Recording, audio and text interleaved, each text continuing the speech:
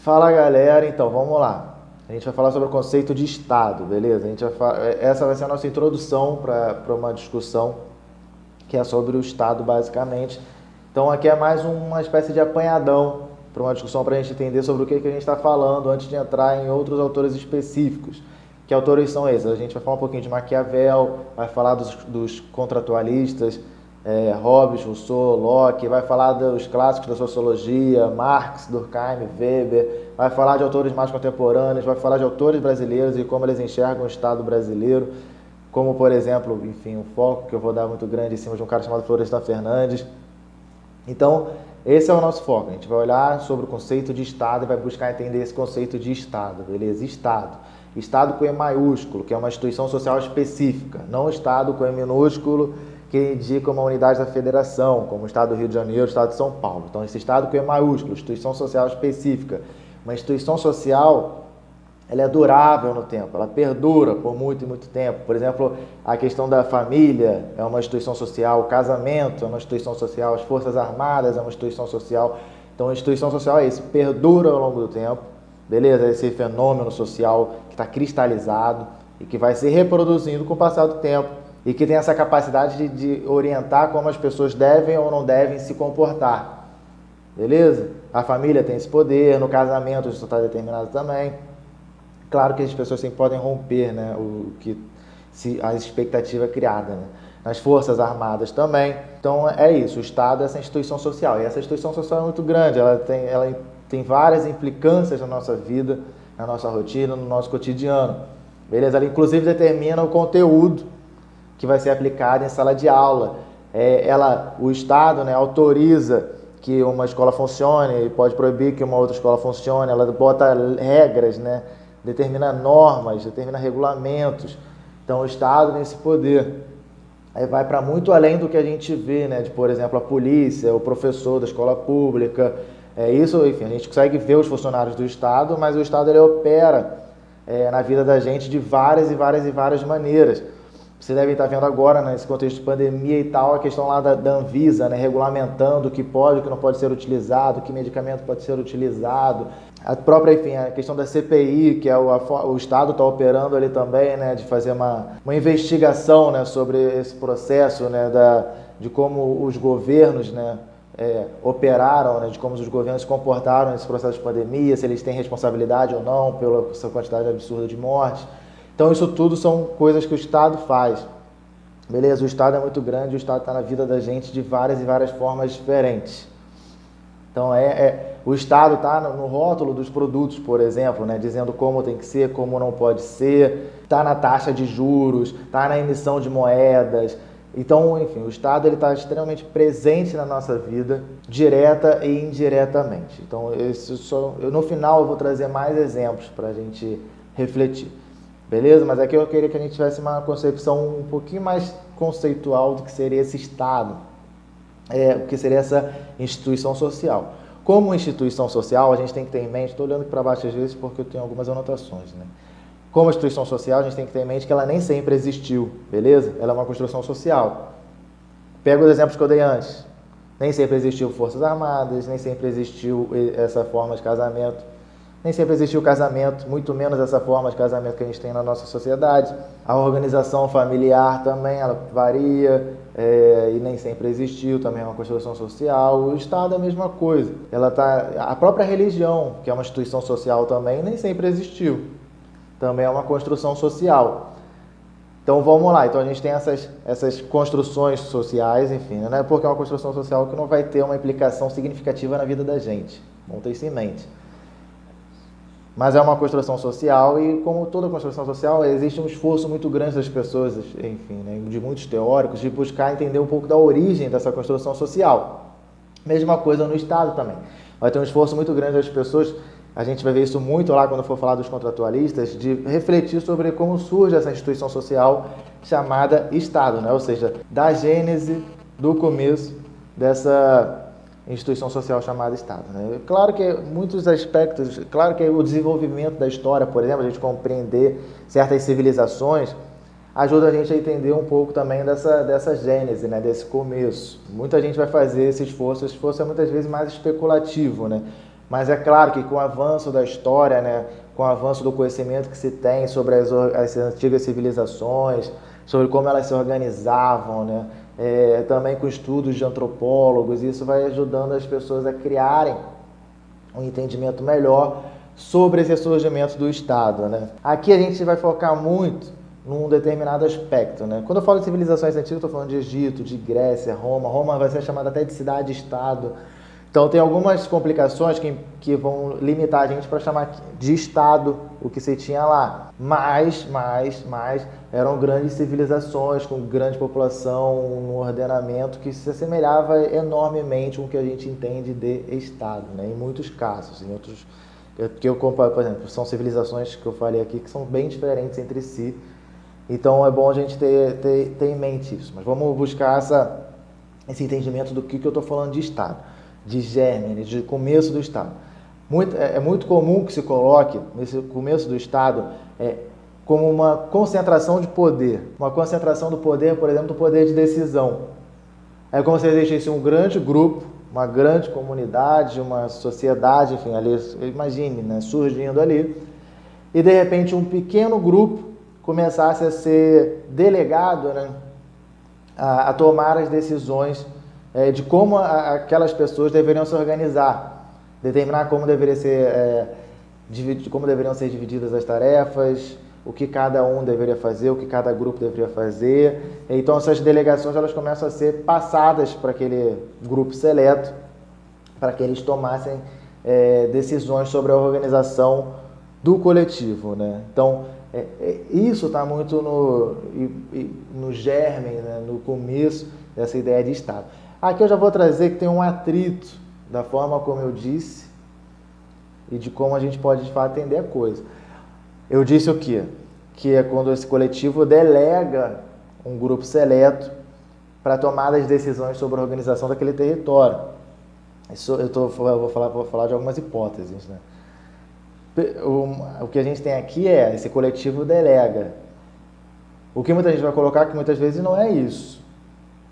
Na verdade, é esse grupo seleto que vai conseguir se impor à maioria e vai conseguir, a partir dessa imposição, determinar, né, como se deve ou não se deve organizar a coletividade. Então é isso. Então, aí a gente já parte para duas perspectivas, né, que vai estar, por exemplo, nos contratualistas. Essa maioria, né, essa comunidade, essa sociedade que delega, né, as atribuições, ou é esse grupo que vai assumir uma posição de poder e vai tomar para si essas tomadas de decisão sobre a organização do coletivo.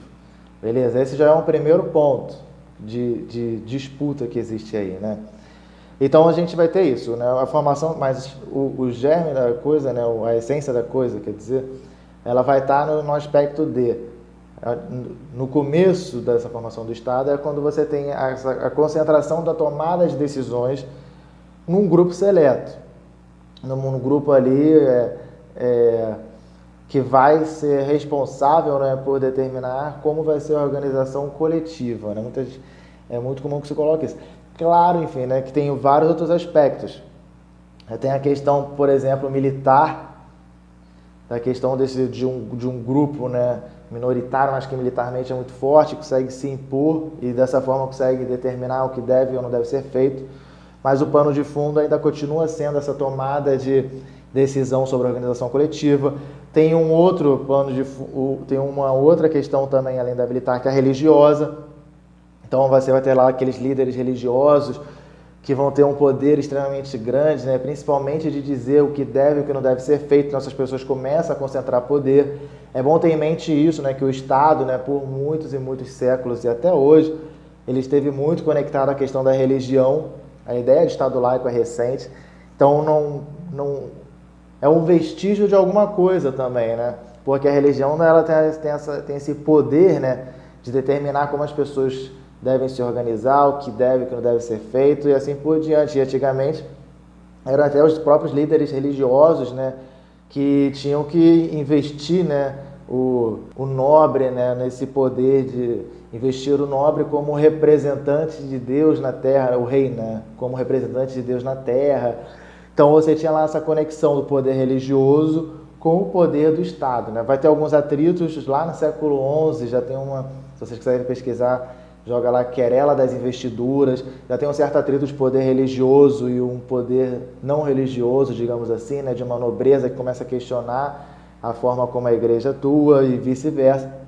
Mas a gente tem essa conexão entre religião e Estado que perdurou por muito e muito tempo, né? E que até hoje ainda é motivo de discussão na nossa sociedade. Por exemplo, né, da questão da interferência do poder religioso na forma de organização coletiva e de um poder religioso específico, né? Então a gente vai ter que essa questão da religião ela é muito significativa também quando a gente fala de concentração do poder de decisão e de surgimento do Estado. E a questão também econômica, digamos assim, né? A questão da concentração de alguns grupos por exemplo, eu estou falando aqui a gente pode refletir até de um tempo antes do dinheiro, mas quando a gente fala da questão econômica de produção de alimento, por exemplo, de um grupo que concentra, né, mais poderio, né, de barganha, né, poder, enfim, produzir mais alimento, ou tem mais animais, ou qualquer coisa do tipo. E isso coloca eles numa posição de uma capacidade maior de determinar como as coisas devem ser feitas, como devem ser organizadas. Claro que com o passar do tempo, né, a nossa sociedade hoje é quando esse poder econômico está num nível surreal comparado ao que a gente tinha antes. Mas essa questão econômica é fundamental também, beleza? Inclusive no antes e no depois, né? Nesse domínio econômico que vai colocar as pessoas dotadas da capacidade de intervenção, né, sobre o coletivo, e ao mesmo tempo as pessoas que são dotadas de intervenção sobre o coletivo, delas também terem essa capacidade de concentração nesse nível econômico, né? De você parar para pensar nesse grupo seleto, por exemplo, que vai se organizar, se você parar para pensar num império, numa monarquia, num mundo de reis e de rainhas, de como eles também têm essa capacidade de concentração das riquezas, né, dos bens produzidos naquela comunidade, né, naquela sociedade. Isso vale para as pessoas que ocupam o Estado e mesmo para os líderes religiosos, né?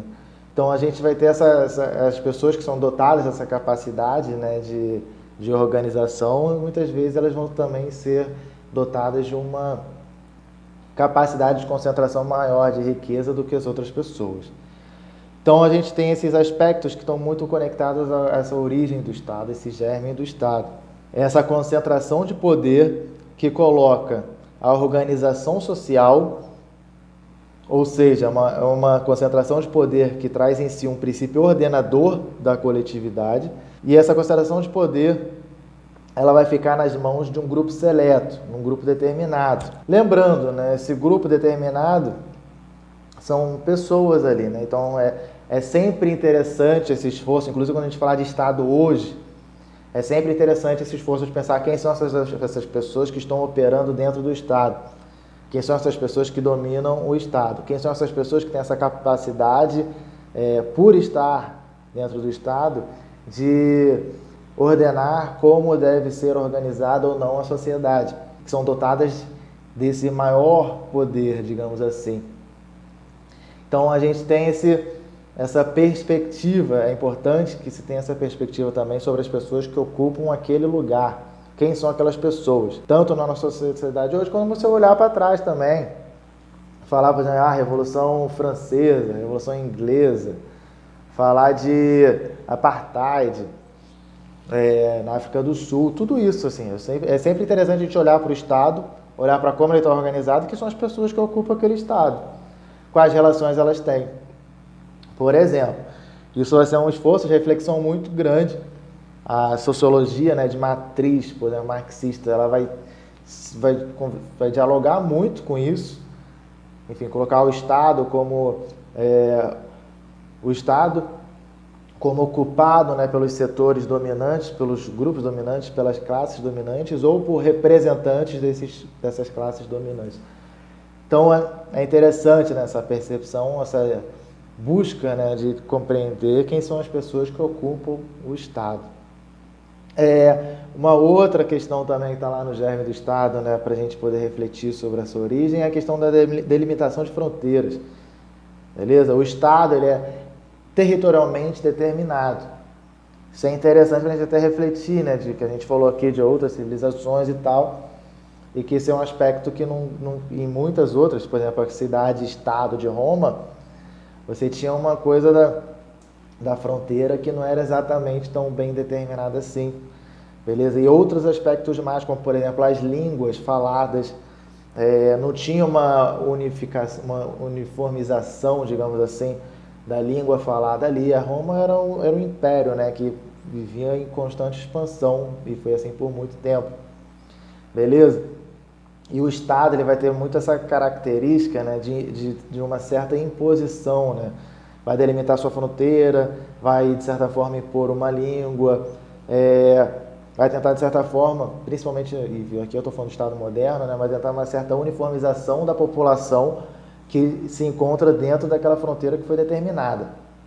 Então, o Estado, né, ele vai ter esse aspecto também de delimitação de fronteiras. E junto com isso, o esforço pela criação de uma identidade nacional. Beleza? Só que aí já é trazendo muito para os tempos atuais, que é a ideia da própria Estado-nação.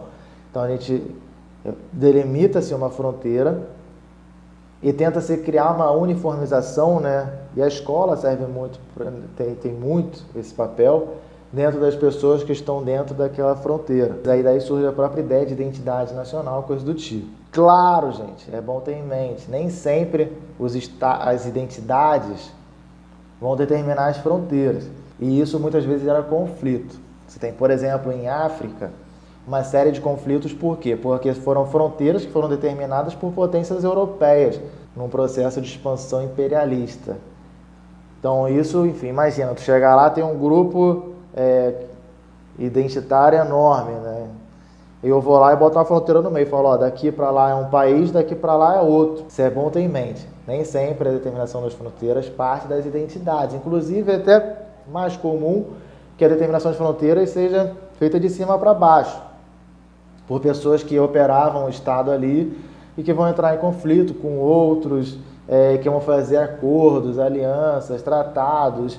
Então, refletir sobre a determinação e a criação de fronteiras é extremamente interessante também para quando a gente vai refletir sobre Estado, beleza? Porque esses Estados, eles vão ser organizados dentro de um território específico delimitado por fronteiras. E, repito, né, muitas vezes isso gera extremos grandes conflitos, né?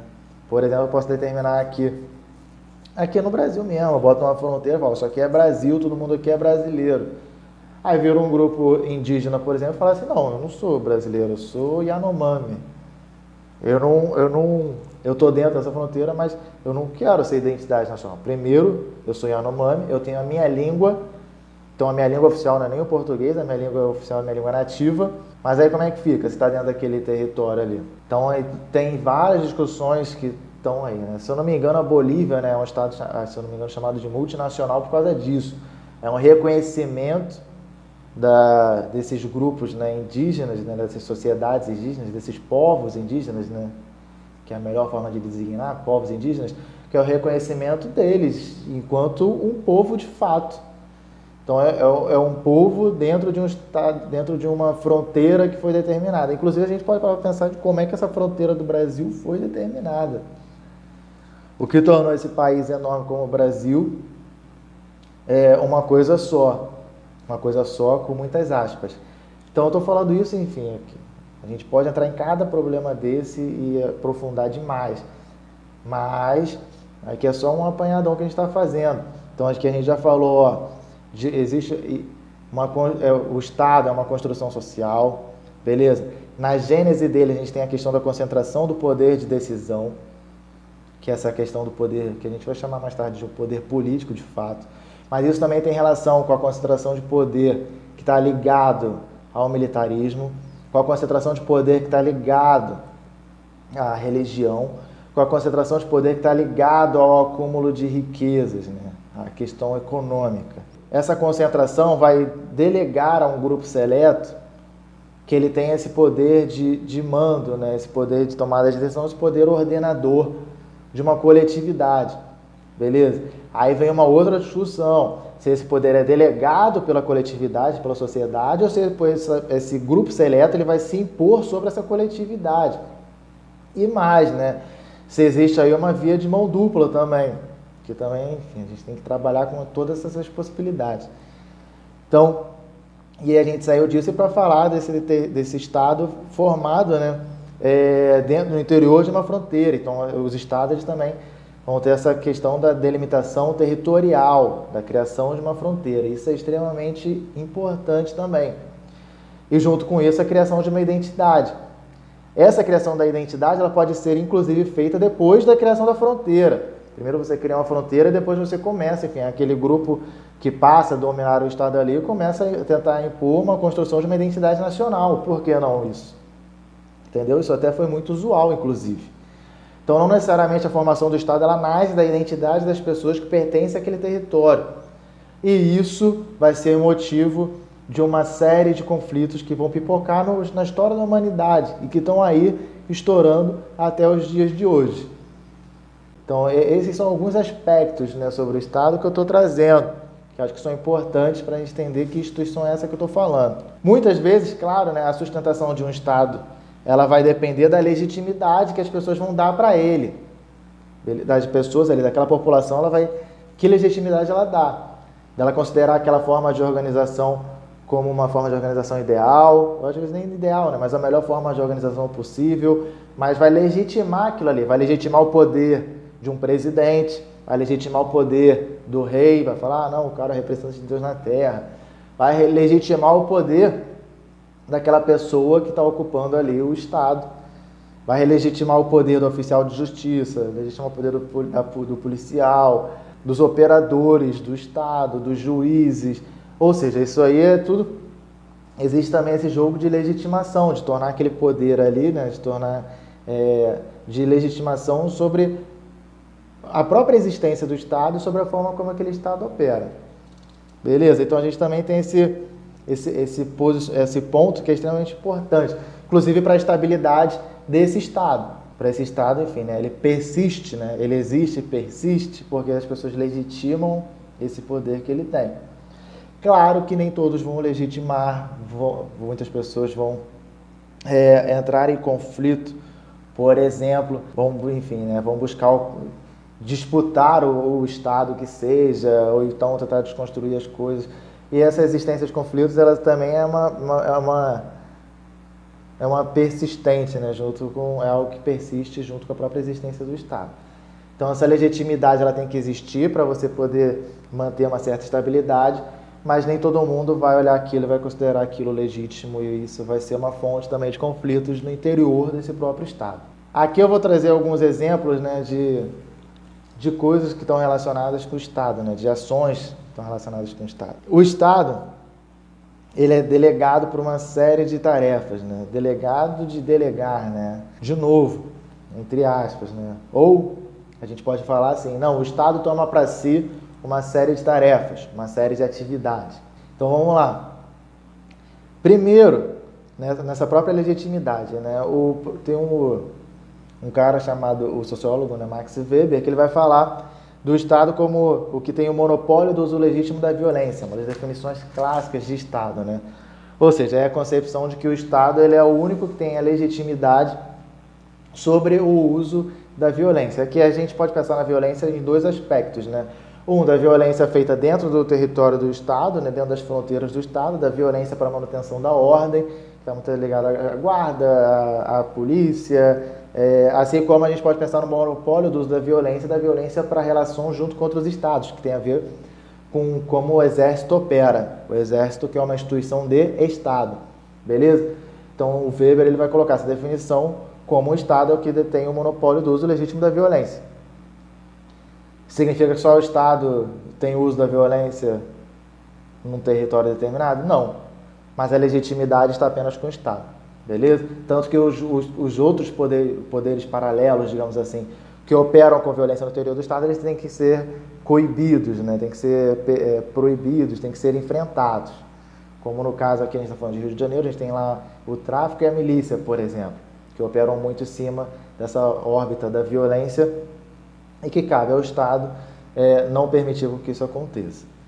Mas vamos lá, o Estado tem várias e várias, enfim, né, implicações. Tem a questão da formulação das leis, das normas, tem a questão dos calendários, determinar calendário, determinar o que é feriado, o que não é feriado. Isso também tem a sua importância, né?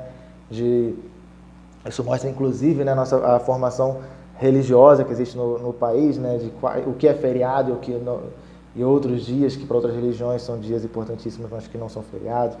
Mas, enfim, a questão da cobrança de impostos, que é por onde boa parte dos recursos do Estado vão vir, da contribuição de cada indivíduo, do reconhecimento, né, e da regulamentação profissional, dizer quem pode, quem não pode trabalhar, a própria emissão de diploma, né, você tem que ter autorização do Ministério da Educação para emitir diploma, a questão da identificação nacional, da carteira de trabalho, né, até mesmo da carteira de motorista, da carteira de identidade, tudo isso, enfim, né, a questão da determinação de uma língua oficial, a questão do conteúdo educacional, a divisão do território nacional, regulamentação fundiária, de como as terras nesse território são divididas, regulamentação do mercado, regulamentação das construções urbanísticas, dizendo quantos, enfim, a questão do gabarito, quantos andares pode ter, onde pode construir, onde não pode construir, emissão de moeda, beleza? Além de, enfim, obviamente, determinar quem pode, quem não pode falar em nome do Estado, a questão também de poder julgar, dos aparatos de justiça. Então, isso tudo está conectado às funções do Estado. Então, é bom ter isso em mente, né? E, claro, o Estado, a construção do Estado também caminha junto com a construção do que se entende por público. Por isso que a gente fala de políticas públicas, né? O Estado, ele opera sobre as coisas que a gente entende como público. E o que é entendido como público varia também ao longo do tempo. O que é entendido como público hoje não é o que era entendido como público há 5 anos atrás, por que não? Muito menos há 100 anos, há 200 anos atrás. Então, esse entendimento do que é público, do que é não privado, né, do que é não particular, ou seja, do que é de interesse coletivo, isso vai se alterar ao longo do tempo. Inclusive, tem vários debates que envolvem isso, né? Por exemplo, a questão da educação da criança, a própria lei da palmada muitas vezes foi discutida. Então, tem muitas coisas que vão entrar nesse debate do que é público e do que não é público, do que é público e do que é privado, no que o Estado pode interferir e no que o Estado não pode interferir. Então, essas duas construções, elas vão ao longo do tempo, elas vêm, de certa forma, relacionadas, né, imbricadas juntas umas com as outras, né? E para finalizar, né, por muito tempo também se teve a concepção do Estado como instituição neutra, beleza? Que não favorecia nenhum grupo, nem a outro, mas aqui a gente vai trazer essa discussão também. Seria o Estado uma instituição neutra? Mas aí a gente vai ter que olhar quem ocupa o Estado, vai ter que olhar também se existem disputas dentro do Estado, dentro do próprio Estado, disputas na sociedade para mudanças dentro do Estado, até mesmo para derrubada do Estado. Então a gente vai ter que refletir também sobre esses processos, né, de luta que existem, desses processos de disputa que envolvem o Estado, né? Que eu já coloco de antemão que Estado não dá para ser visto como uma instituição neutra, né? Um breve olhar para a história, né, recente ou antiga do Brasil, a gente vê que não. Mas a gente precisa entender como isso funciona, como essas disputas se dão, como essas lutas acontecem. É isso, gente. Espero que vocês tenham gostado. Muito obrigado e até a próxima.